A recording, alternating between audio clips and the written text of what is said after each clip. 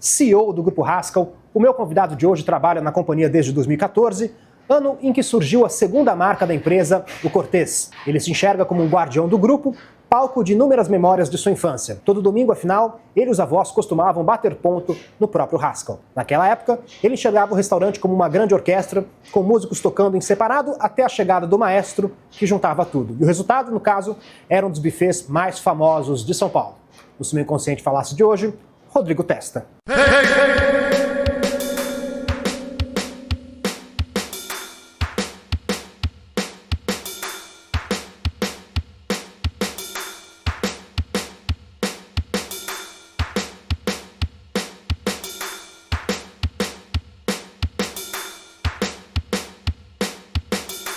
Este videocast é um oferecimento do Risposta, a maior plataforma de pesquisa e experiência do cliente e CRM do Brasil. É utilizada pelas melhores marcas e gestores que acreditam em dados e na fidelização por meio de experiências. Com tablets, QR Codes e outras ferramentas, a empresa orienta gestores de restaurantes a focar exatamente onde é necessário. Quer saber se sua equipe é atenciosa e rápida? Se o menu está agradando? Essa é a ferramenta que você precisa experimentar. Aproveite o cupom Experiência30 que você acessa por meio desse QR Code que aparece na tela e tenha 30 dias grátis. Quais são as memórias mais antigas que você tem da infância? Começar lá atrás já. A primeira memória que eu tenho sobre gastronomia, e eu tenho uma relação muito emocional e afetiva com gastronomia, é quando eu ia na casa dos meus avós, minhas avós principalmente. Por parte de pai eu tenho avós italianos, chamava de nona e nono, e a minha nona sempre fazia uma pasta fresca em casa, comidas que lembram muito a essência da comida italiana. E como ela imigrou para a Argentina, ela também fazia muitos pratos típicos argentinos, empanadas, por exemplo, milanesas, canelones. Então, essa é a primeira lembrança que me vem. Molho fresco de tomate, jamais conservante, coisas do tipo, sempre tudo muito fresco, muito saboroso. E por parte de mãe, minha avó também sempre cozinhou muito. E aí cozinha mais típica brasileira, então um belo arroz e feijão fresquinho, com um bife. Enfim, comida do nosso dia a dia, que é sempre uma delícia, eu adoro e me remete a essas memórias muito gostosas de infância com meus avós. Você já trouxe a gastronomia, isso já era assim antes de você trabalhar nesse universo ou de fato sua infância é muito marcada pela gastronomia mesmo? Muito marcado. Bom, meu pai é argentino, né? Meus avós italianos imigraram para a Argentina. Desde os 2 anos de idade, eu sempre fui com meu pai para a Argentina visitar meu avô nas férias, né? Então, as 2 férias que eu tinha no ano, eu ia lá visitar meu avô, meu nono. E ele morava no interior de Córdoba, uma cidade pequena, de montanha. E lá eu tinha um contato muito direto com a natureza e a gastronomia raiz argentina e italiana. Então, por exemplo, eu lembro muito de ir com ele caçar, de a gente fazer compras no mercado local e depois a gente preparar um fogo de chão, um churrasco típico argentino. O que vocês caçavam? Lebre, perdiz, esses animais menores que lá é permitido, né? Tem infestação. Sim. Então é até importante fazer a caça para os agricultores conseguirem manter o campo. Cordeiro, por exemplo, também, muito típico. E sempre muito simples, mas muito focado na qualidade do produto. Então tudo muito fresco. E acompanhamento você tinha batata, uma bela salada, as pessoas reunidas em volta da mesa, do fogo. Então essa memória, assim, bem atrelada ao campo, natureza, eu tenho lá com eles. Então essa ligação de preocupação com o frescor sempre esteve muito presente, desde que eu me conheço por gente aí, nessa relação que eu tenho com a comida. E qual é aquela sua madeleine, aquele prato que você prova hoje e você volta lá atrás? Você tem um prato desses? Tem alguns, né? Tem uma massa que se chama ticatelli. É uma massa típica italiana que você faz com os 2 dedos assim, puxa. Muita gente conhece como cavatelli. Então, dá muito trabalho de fazer, mas é muito gostosa porque o molho entra dentro dela. Sim. Então, o ticatelli, o cavatelli com molho fresco de tomate era um prato típico que minha nona fazia. E eu comia uns 2 ou 3, pelo menos, com um bom, belo parmesão em cima. O arroz e feijão com fritas e bife, que minha avó, por parte de mãe, fazia. Eu ainda tenho uma relação afetiva com esse prato. Como menos no dia a dia, mas sempre que tem eu adoro saborear. E não pode faltar um belo churrasco. E aí tem que ser uma assada de tira, um bife ancho, com batatas, legumes na brasa. Esses são os pratos que me vêm mais na memória. O Haskell faz parte também dessas memórias, né? Você todo domingo costumava ir com seus avós, assim. Como é que era isso? O que você mais lembra? Qual a memória mais antiga? Você lembra do primeiro que você frequentou? Antes do meu pai vir trabalhar aqui no Haskell, meu pai iniciou aqui no Haskell em 2000, né, com o Roberto. Mas antes dele vir aqui, eu tinha um programa tradicional com meu pai de final de semana, que eu vinha ou sexta-noite ou sábado-à-noite. A gente ia no cinema no Marketplace, no Shopping Marketplace, e depois a gente sempre ia, era sagrado, comer um calzone no Haskell. Então era um programa que eu esperava muito para chegar, porque a gente assistia um filme legal, depois ia comer um calzone Calabria, o meu era o Calabria, que é um calzone com calabresa, ricota, mussarela de búfala. E ele pediu uma outra pizza individual, ele gostava muito da pizza de Parma, gosta muito da pizza de Parma. A primeira coisa que me lembra do Haskell é isso, os almoços de domingo com meus avós aqui. Então era tradicional também pegar eles na casa deles e vir com meus avós aqui, a gente ia almoçar em família, todos juntos.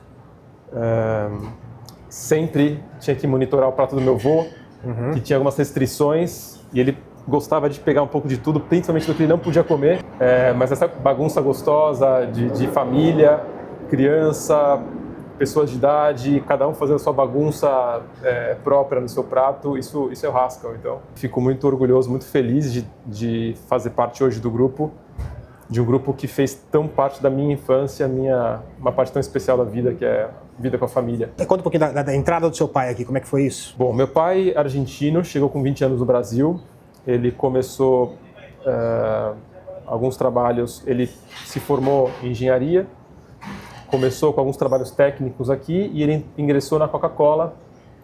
Na época era chamada SPAL, a empresa, que distribuía e engarrafava Coca aqui. Hoje é a FEMSA, né? Formação técnica, começou em manutenção, na parte de pós-mix, que é os copinhos lá que você coloca e tem o refil, né? Sim. Fez carreira nessa área e ele percebeu que ele tinha uma habilidade comercial muito grande, então logo ele migrou para a área comercial. Foi gerente de Key Account, chegou a ser diretor de Key Account do Brasil.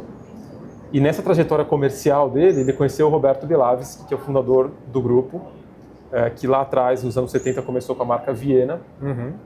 Só em 94 que ele foi inaugurar o primeiro Haskell. No meio dos anos 80, meu pai já começou a atender o Roberto como cliente. Meu pai acreditava no Roberto como empresário e o Roberto confiava no meu pai como parceiro. Essa relação foi só se fortalecendo. Quando meu pai saiu da Coca em 2000, o Roberto justamente estava no momento na empresa que ele estava precisando ter alguém do lado dele com o perfil do meu pai, que era um perfil mais de organização, processos, gestão. O Roberto sempre foi uma pessoa muito visionária, muito criativa. A empresa tinha crescido bastante já, tinha 40, 50 unidades. E para continuar crescendo com organização, ou eventualmente um dia vender o negócio, tinha que se organizar. Então o Roberto convidou meu pai para fazer parte do grupo. Eles compartilhavam os mesmos valores, mas eram muito complementares no perfil. Então isso gerou valor para a companhia muito rápido e o Roberto já ofereceu uma parte da empresa para meu pai entrar como sócio. Continuam sócios aí, agora num modelo diferente, já estão no conselho, mas continuam muito sempre trocando ideia e uma relação de sócios muito saudável. Estamos falando de 25 anos atrás, né? Como é que você viu essa guinada do seu pai e essa entrada nesse mundo, que enfim, que você falou que você já tinha, realmente era uma coisa que fazia parte da sua vida, mas não era o emprego do seu pai, né? A comida sempre fez parte da minha vida pessoal, né? Nunca tanto profissional, até eu entrar aqui. Mas o que aconteceu foi que quando meu pai entrou aqui, obviamente a gente começou a cada vez mais em casa conversar sobre isso também. Então se já era uma conversa de domingo, de almoço na casa dos avós, virou uma conversa quase todo dia, meu pai chegar em casa, a gente falar, ele contar um pouco sobre a empresa, a gente falar sobre isso. E aí o que aconteceu? Eu me formei em engenharia, também sou engenheiro mecânico, trabalhei 8 anos no mercado, trabalhei em empresa de engenharia, depois banco de investimento, depois companhia aérea, na área comercial, então bem distante do segmento de restaurantes. Mas o que aconteceu foi que por volta de 2012, o Roberto e meu pai começaram a pensar em sucessão do negócio. Tinham 2 caminhos, basicamente. Ou vender a empresa ou continuar a empresa, desde que a gestão mantivesse os valores, a essência do negócio. E eles tivessem confiança nisso. E o Roberto acompanhava a minha carreira já há bastante tempo, conhecia muito bem a família, conhecia os valores, e para ele sempre foi muito importante que os valores fossem mantidos. Então, um dia ele me convidou para conversar e me convidou para fazer parte do negócio. Falou, olha, eu e seu pai estamos pensando em sucessão aqui da empresa. te acompanho, acho que você tem perfil. Você gostaria de vir aqui para fazer um teste com a gente, ficar um tempo e ver? Se as coisas forem bem, você pode crescer aqui dentro, um dia assumir empresa, até ser sócio. Mas saiba que as coisas podem não ir bem também. Isso pode acontecer. Então é uma escolha, é uma oportunidade, pensa. E para isso você tinha que abrir mão do que você estava seguindo agora. Para isso eu tinha que abrir mão de uma carreira que eu estava construindo na empresa, na época era Latam. Quando a LAN comprou a Chile e se tornou Latam, eu entrei justamente nesse momento da fusão e estava fazendo uma carreira interessante lá. Eu tinha recebido uma proposta para ir para a Espanha, para assumir uma gestão comercial na Espanha. E eu, de repente, me vi com dois caminhos bem diferentes. Foi fácil tomar essa decisão ou não? Sabe que foi? Porque, apesar de serem caminhos muito distintos, né? Eu estava com 26 anos na época e eu sempre tive muita vontade de ir além do que ser um executivo da empresa, de fazer parte de um negócio, ser sócio de um negócio que me motive, que me inspire. E eu sabia que minha vida na companhia ia ter um tempo limitado, ou no máximo eu ia ser um alto executivo na companhia, mas não teria a oportunidade de ser sócio do negócio, isso é muito difícil, né? E aqui eu me vi com a possibilidade de conhecer um negócio diferente, que eu já conhecia muito como cliente, né? Com poucos bastidores em casa com meu pai, mas conhecer algo diferente, ter a oportunidade de um dia virar sócio desse negócio, mas principalmente o que me chamou a atenção foi eu ia guinar muito o tipo de trabalho que eu ia ter. Então aqui o nosso trabalho é gestão de pessoas para atender pessoas, né? E lá na companhia aérea eu estava vendo projeção de vendas, resultados, números. Aqui ia ter muito mais contato com pessoas e isso me chamou a atenção, porque eu sempre tive vontade de estar numa empresa que o foco fossem as pessoas. Mas o fato é que quando eu comecei a trabalhar aqui, em 2014, eu tinha duas funções aqui. Uma, eu fiz um trainee na operação muito profundo. Eu fiquei quase 1 ano e meio full time na operação, começando no estoque.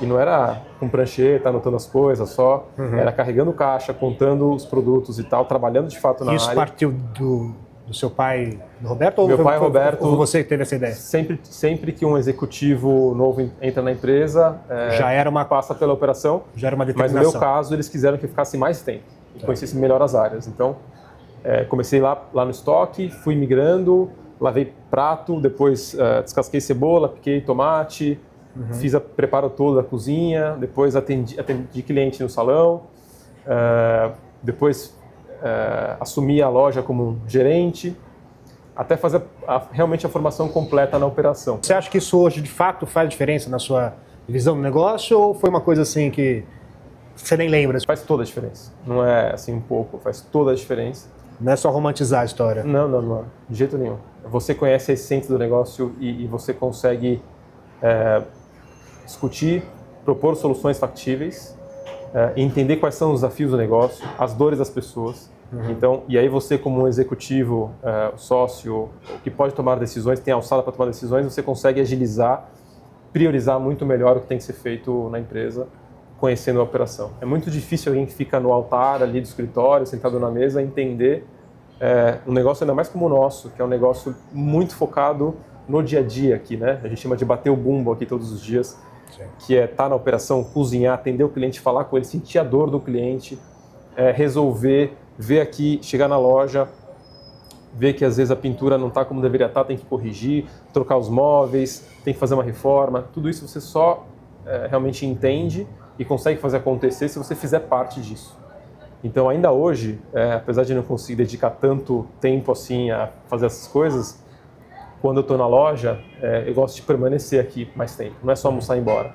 Então, marco uma reunião aqui, falo, converso com os gerentes, entro na cozinha, sento para conversar com eles às vezes sem compromisso, falei como é que estão as coisas, como é que está indo aquele equipamento que a gente comprou novo para testar, está indo bem, não está? Então, eu gosto de estar muito próximo da operação, mesmo hoje em dia não tendo mais uma função operacional.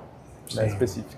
Então aí você faz esse processo de trainee e dali como é que vai? Isso, foram duas funções. O trainee e iniciar um projeto novo, que na época não tinha nome ainda, que era um projeto de uma casa de carnes clássica, e que mais tarde veio a ser concebido o Cortez, né? Mas esse foi um projeto que eu toquei do zero. Então, mas a ideia foi sua ou isso já estava sendo conversado aqui? Já estava sendo conversada a ideia e eu liderei o projeto, né, do zero. Então, nós inauguramos a primeira loja no final de 14.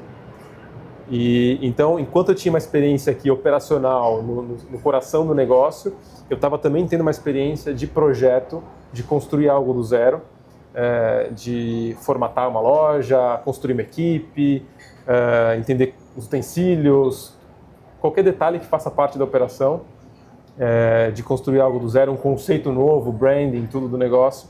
Então eu emergi em dois mundos muito interessantes. Fiz as duas coisas ao mesmo tempo.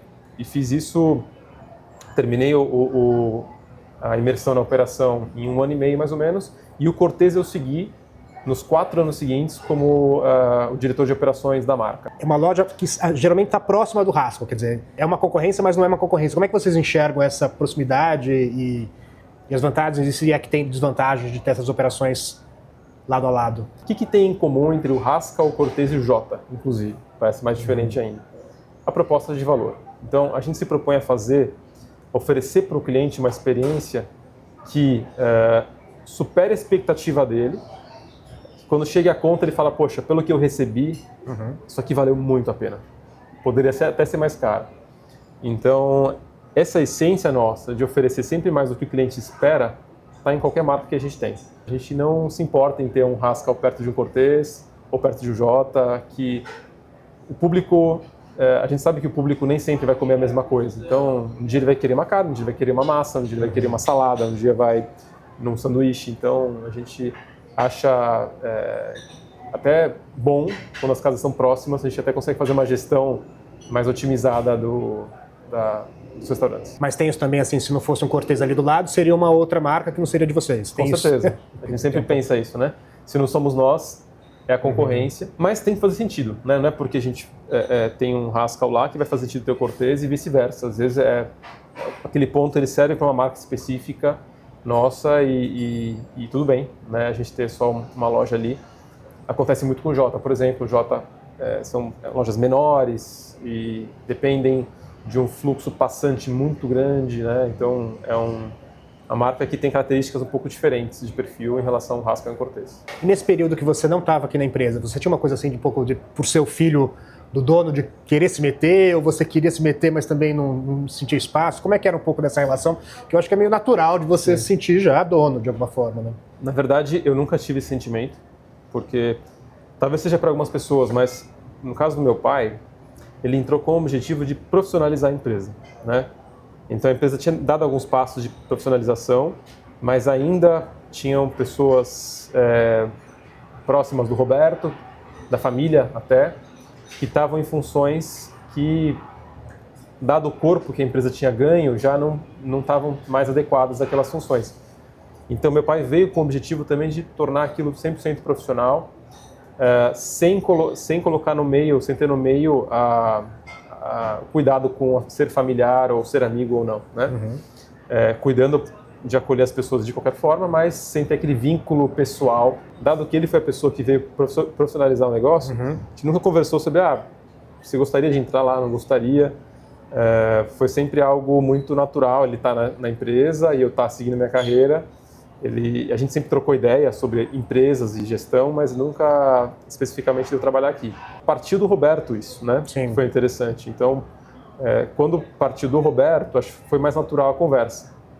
Para o meu pai seria um pouco mais difícil, dado que ele fez o trabalho de muitas vezes meio que voltar contra o que ele estava propondo ali. Quanto que ele entrou para fazer, mesmo que tivesse passado muito tempo já, né? Então, como parte do Roberto, foi natural e aí as conversas começaram e a coisa funcionou. Tinha esse porém, pode não dar certo, assim, mas a proposta foi assim, você pode comandar isso aqui, não é um peso. Para você foi tranquilo já chegar com essa possibilidade de, cara, isso aqui pode ser que eu vou ter que assumir isso aqui. Você lidou bem com essa possibilidade? Eu lidei porque eu sempre tratei um dia de cada vez. Assim, eu sabia que existia uma oportunidade, uma possibilidade, mas sempre me foi deixado muito claro que isso só aconteceria se as coisas se encaixassem. Então, se o meu perfil se encaixasse nessa oportunidade, se eu conseguisse entregar a performance esperada, e isso poderia acontecer ou não. Então, isso sempre foi muito transparente comigo.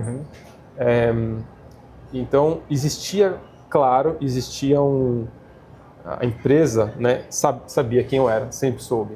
Então, o que eu tive que quebrar foi uma certa preocupação de todo mundo que eu chegava no local e as pessoas pudessem achar que eu estava lá observando para falar em nome dos donos da empresa, coisa do tipo, que eu ia assumir o lugar das pessoas. Existia essa preocupação, né, natural. Quando vem o filho de um dos sócios, de repente trabalhar com você, você fala, poxa, será que tem um risco aqui de eu perder minha posição? Isso acho que acontece em qualquer empresa que a família trabalha, né, junto. Mas logo a gente venceu esse obstáculo, porque as pessoas foram percebendo que eu estava lá para aprender, para construir junto, para acrescentar e não para tirar o lugar de ninguém, a oportunidade de ninguém. Então, muito rápido, eu sempre cheguei muito cedo aqui no restaurante, tomei café com eles, conversava de vários assuntos, então eu fui me integrando com a equipe e pouco a pouco o pessoal esqueceu, em nenhum momento esqueceram de quem eu era, sabia que eu era Rodrigo, mas não importava mais que eu era meu avião. É da Latam esses aviões. As pessoas esqueceram quem eu era, sabiam que eu era Rodrigo, mas não importava mais se eu era filho do Ângelo ou não. Eu estava lá para trabalhar junto, fazer acontecer junto.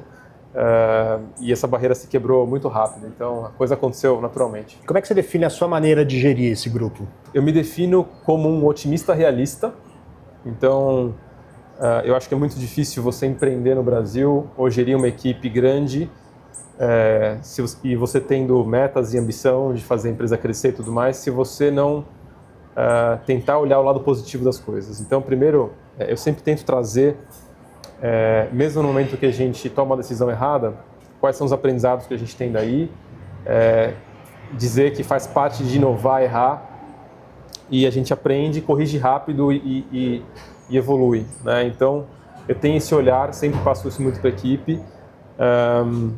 Eu acho que eu sou bastante exigente com relação a colocar as metas audaciosas de excelência operacional, de a gente fazer o negócio crescer com sustentabilidade. Então, sempre pensar em expandir o nosso negócio, mas com muito cuidado com qualidade, com formação de pessoas, garantir que tudo que a gente oferece, o padrão que a gente oferece de qualidade hoje, ele se mantenha. Então, eu acho que é um mix sempre da gente motivar as pessoas, cuidar das pessoas, formar as pessoas, crescer para a gente gerar mais oportunidade e olhar o lado positivo, os aprendizados para a gente poder seguir, porque é uma tarefa, não é simples. Tocar um negócio no Brasil não é uma coisa simples. E você diria que a empresa hoje, o grupo hoje, com você como CEO, é diferente da época do grupo quando você não estava como CEO? Eu acho que a essência é a mesma. Então, eu sempre vim com a missão de preservar a essência da empresa. São vários pilares que sustentam ela, né, e fizeram ela ter o sucesso que ela tem hoje. Esses pilares têm que ser mantidos e nutridos, tá? Então, por exemplo, nunca abrir mão de qualidade, frescor dos produtos. Outra coisa é investir nas pessoas. Então, investir em formação, em cuidado, em gestão de pessoas. Esse é um pilar que a gente jamais tirou o pé de investimento, mesmo na pandemia. Eu percebi que a gente tinha oportunidade de crescer. Era uma marca já, um grupo muito reconhecido pela qualidade, pela excelência na operação.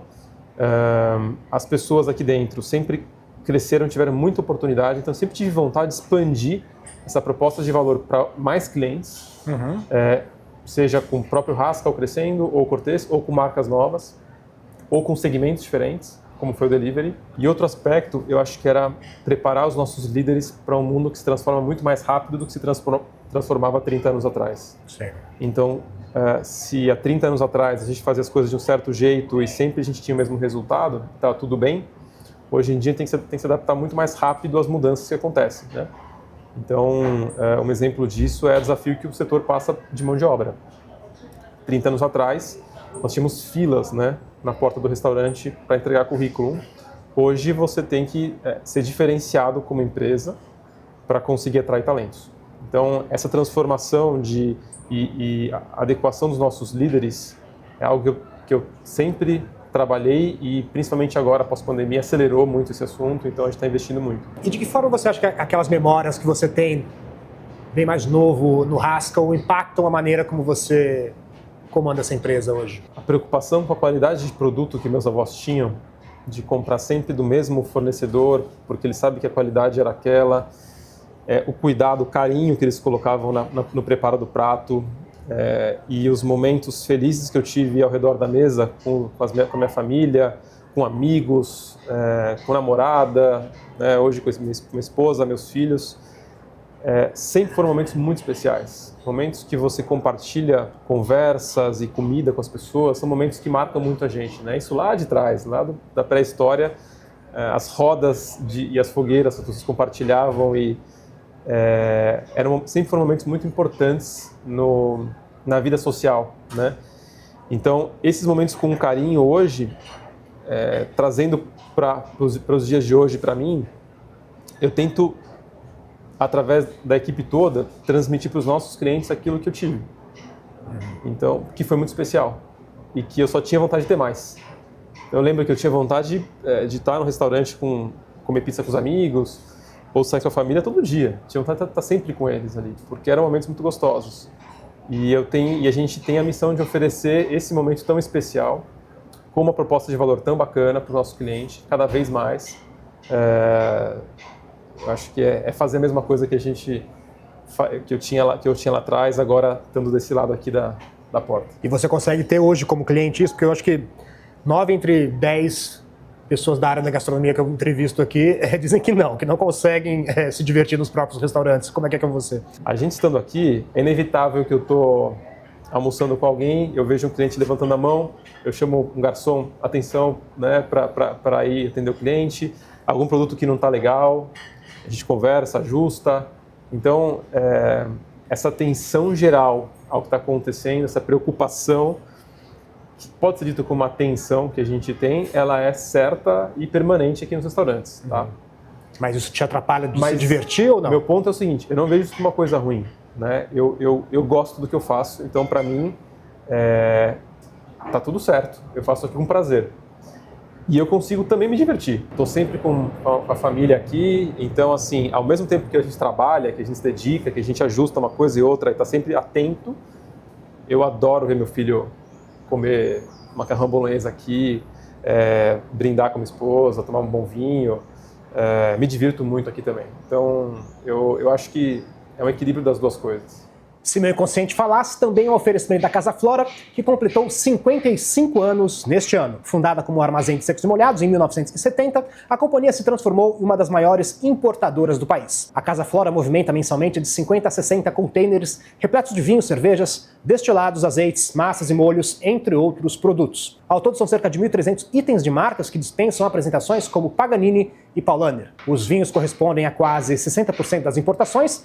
E um dos destaques entre os rótulos de alta gama, este branco aqui, da Carmin, cooperativa de Requengos de Monsaraz, no Alentejo, em Portugal. É um blend de 3 uvas, Antão Vaz, Arinto e Roupeiro. O aroma de frutas tropicais destaca-se pelo frescor e pelo final persistente. Ideal para acompanhar peixes e frutos do mar, está à venda tanto no site da Casa Flora, quanto na rede de supermercados e restaurantes abastecidos pela importadora. Tomar um vinho, então.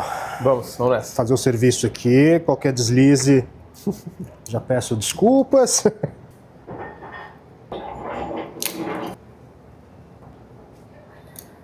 Branco português combina muito bem com Haskell. Para você provar, por favor.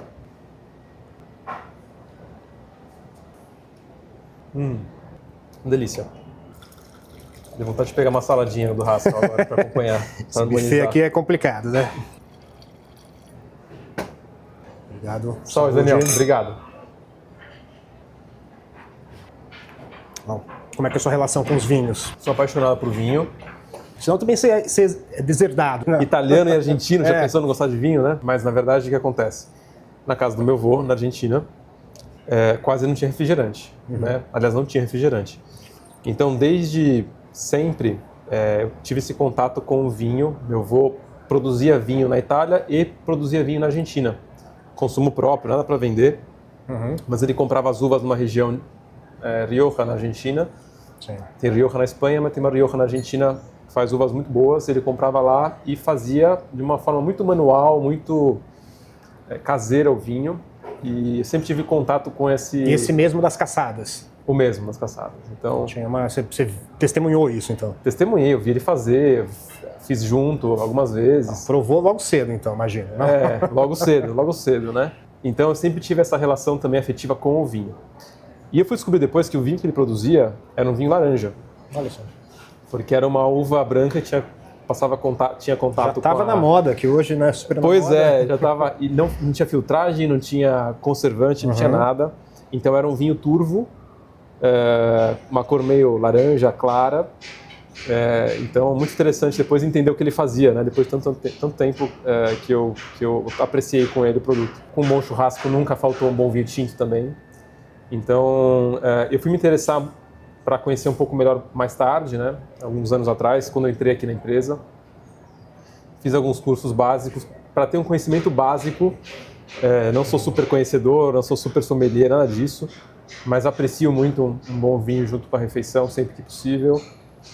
Todos os tipos de vinho eu gosto e, enfim, eu acho que com o Cortez e com o Haskell tem tudo a ver. Bom, a gente está com um vinho branco português do Alentejo, um vinho desse, o que te remete? Me remete muito à região de onde ele vem, né? Porque o vinho ele marca muito a região de onde ele vem. Um vinho, por exemplo, de Portugal, branco, um vinho uma região mais quente, ele vai ser um vinho um pouco mais intenso, ele vai ser um vinho um pouco que é interessante, porque ele é um vinho que tem uma gama de harmonização muito interessante, né? Ele consegue desde carnes mais magras até legumes e coisas do tipo, alimentos mais leves.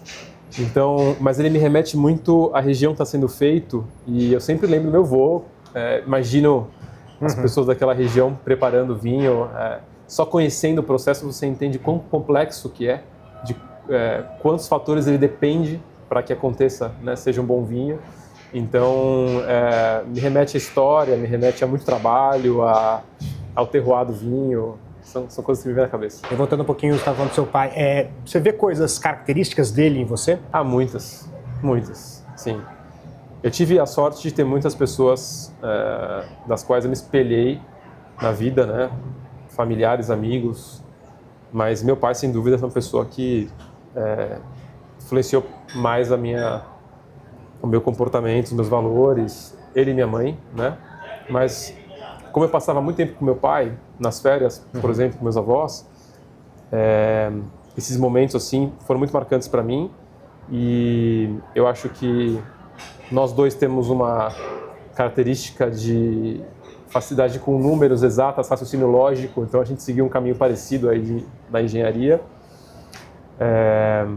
Nossos valores são muito parecidos, são os mesmos, né?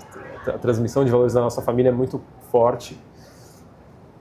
Mas eu acho que o que é interessante é que, apesar disso, nós temos muitas diferenças também e a gente respeita as diferenças, que é o mais importante. Então eu tenho um estilo de gestão diferente do dele. Diferente como?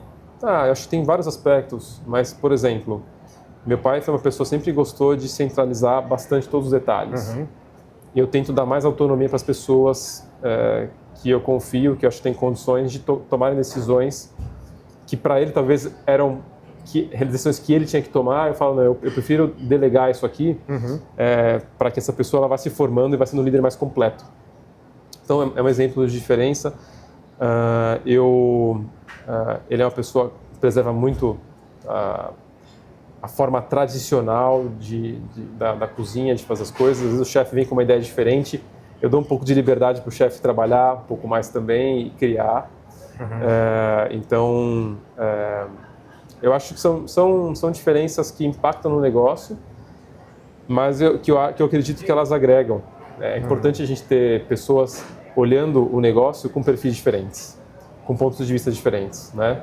E eu acho que tem um perfil adequado para cada momento também da empresa. Ele e o Roberto conseguiram passar o bastão facilmente ou foi aquele momento, teve um período de... Olha, eu acho que para qualquer pessoa que ficou, no caso do Roberto, fundou a empresa, ficou quase 40 anos à frente, né? Ou como CEO ou como conselheiro ali do meu pai, e meu pai, que foi executivo a vida inteira e ficou 17 anos como CEO da empresa, nunca é fácil essa transição, mas eu admiro muito a forma com que eles fizeram.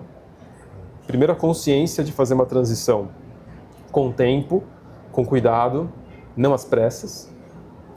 Iniciar no momento que eles estavam muito bem e gerindo a empresa muito bem. O que acontece geralmente é que as pessoas chegam no momento da vida em que elas têm dificuldade de gerir a empresa, por qualquer razão, e elas persistem mesmo assim porque elas não querem largar o osso. E quem sofre com isso é a empresa, né? E uma transição também no momento da empresa piora. E aí chega no limite, vai fazer uma transição mais ou menos rápida só porque tem que fazer de emergência. De novo, quem sofre é a empresa. E no caso deles foi ao contrário, eles muito antes já começaram a pensar numa transição. Do momento que eu entrei até que eu assumi como CEO do grupo foram quase 5 anos. Então foi uma preparação muito pensada, muito organizada. Eu fui muito preparado, então por eles e por formação técnica também, fiz alguns cursos específicos para o que eu precisava desenvolver. Até que chegou o momento certo e a gente eu não só assumi a empresa, mas a gente implementou governança na empresa, a gente formou um conselho em 2017 e o conselho passou a funcionar como meu pai, como CEO ainda. E aí, 17 para 18, eu assumi como CEO do grupo e já existia o conselho funcionando. Então, o processo foi tudo muito, muito fluido, sempre confiaram muito em mim e no passo a passo. Mas um dia o Roberto me chamou a conversar um pouquinho antes do momento que eu ia assumir a empresa, uns 2, 3 meses antes, e falou assim: Rodrigo, você acha, não teria problema eu e seu pai termos uma salinha aqui no escritório, uma salinha aqui pequenininha, só pra gente vir de vez em quando e tal? Aí eu falei: Roberto, eu acho que tem, porque imagina você e meu pai estão há tantos anos à frente da empresa e eu acabando de assumir o negócio, se as pessoas tiverem alguma dúvida, elas vão falar com quem? Naturalmente, no começo, vão falar com você. Se um dia eu não estiver no escritório, por acaso, vão falar com vocês.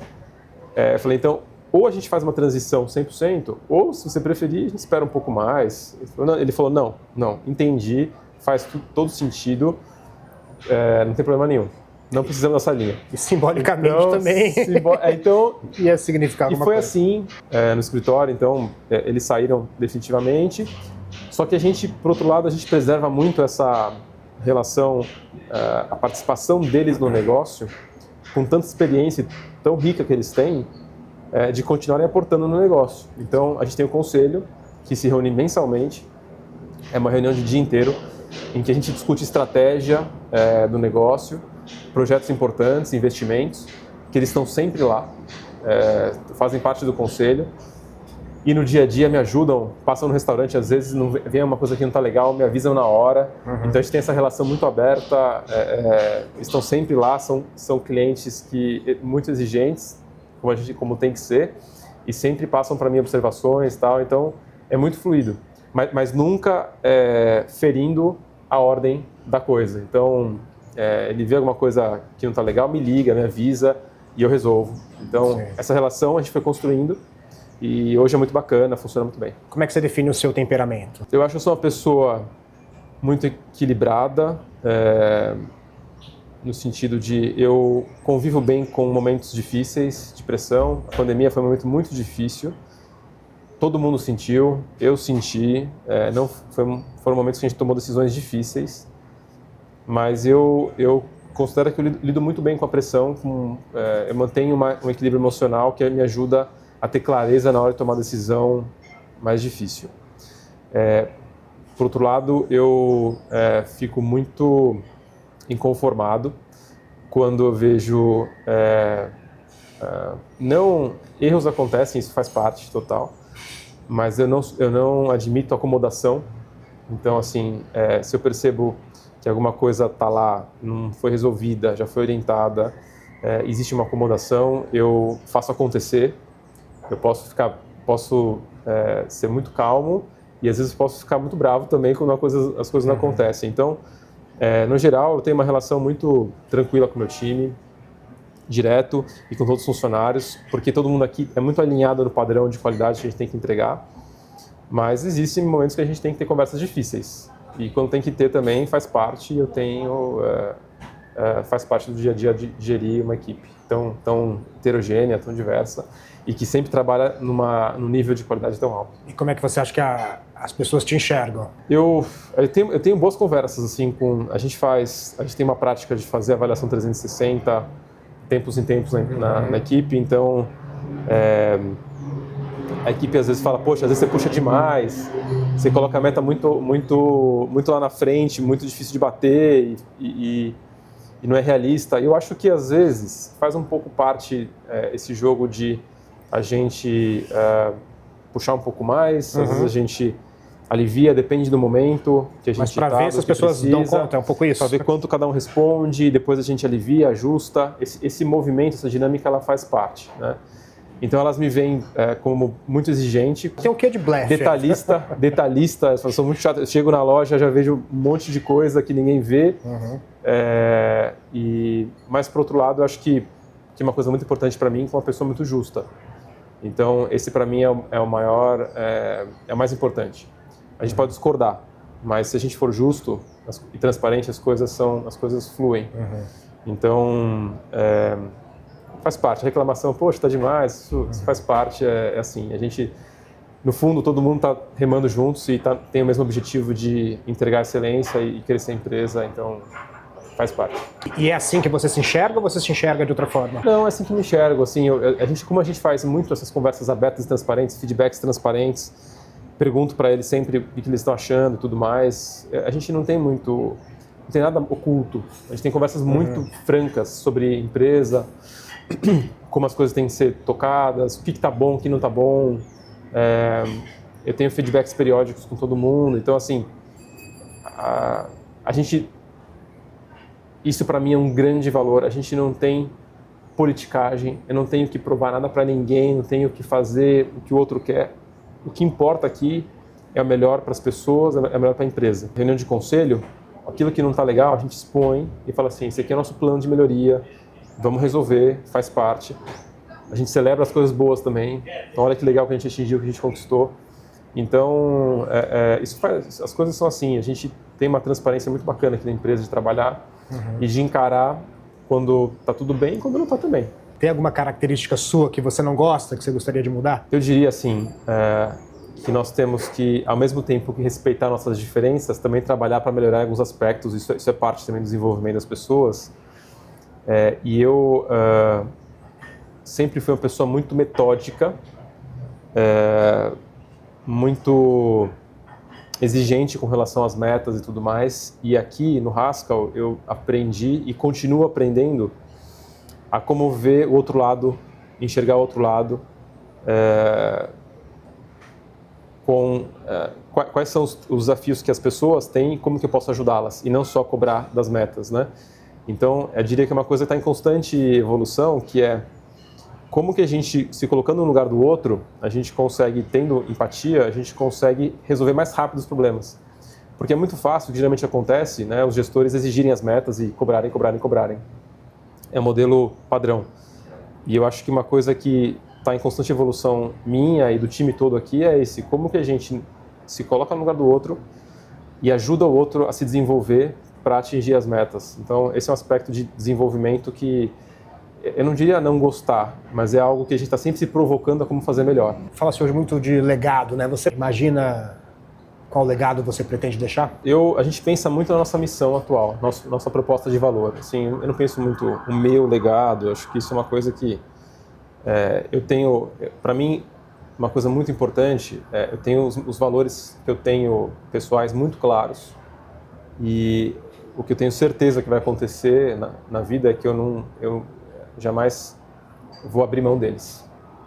Agora, se vai me levar para esse caminho, que vai deixar esse legado, ou outro caminho, isso a vida vai dizer, eu não tenho nenhuma pretensão de ficar descobrindo qual que vai ser meu legado agora, mas a missão a gente tem muito clara, que significa acolher as pessoas que estão aqui com a gente, significa dar oportunidade para elas, desenvolvê-las como profissionais, e dar oportunidade para que elas possam crescer e formar uma família, e ter uma casa, e poder estudar e tudo mais. Oferecer isso para cada vez mais pessoas, né? Ajudar os nossos parceiros a se desenvolverem, né? Então, a gente crescendo, a gente tendo uma relação correta com eles, e exigindo deles padrão de qualidade, eles também se desenvolvendo e oferecendo uma experiência para o nosso cliente que supera a expectativa dele, que traga aqueles bons momentos que eu falei, né, em família, com os amigos, negócios. Esse é um tripé que a gente considera a nossa missão e é para isso que a gente trabalha todos os dias. O que mais te deixa feliz na vida? Trabalhar com alguma coisa que me dá prazer, liderar um grupo, uma equipe muito competente, ter clientes, ter uma base de clientes tão grande que prestigia o nosso negócio, sem dúvida é uma fonte de felicidade muito grande. Ter uma família, né, que está sempre junto, que me apoia e que eu posso cuidar da forma que eu consigo hoje e me dedicar também que eu consigo hoje, é outro aspecto. E eu acho que o que completa isso é poder ter esses dois mundos convivendo juntos, acho que fecha com chave de ouro, porque eu consigo trazer a família junto para o trabalho e o trabalho junto para a família. Eu não tenho muito essa divisão de vida profissional, né? De segunda a sexta tá no mundo, desliga a chave, tô em outro no final de semana. Então o fato de eu conseguir conviver com os dois juntos e fazerem parte um do outro, talvez seja a minha maior fonte de felicidade hoje. E agora uma pergunta do Resposta, que é um dos apoiadores desse videocast. E como é que você define o padrão de atendimento do grupo e como é que vocês lidam com as avaliações positivas e negativas no Google? Nós temos várias ferramentas de avaliação de experiência do cliente, né?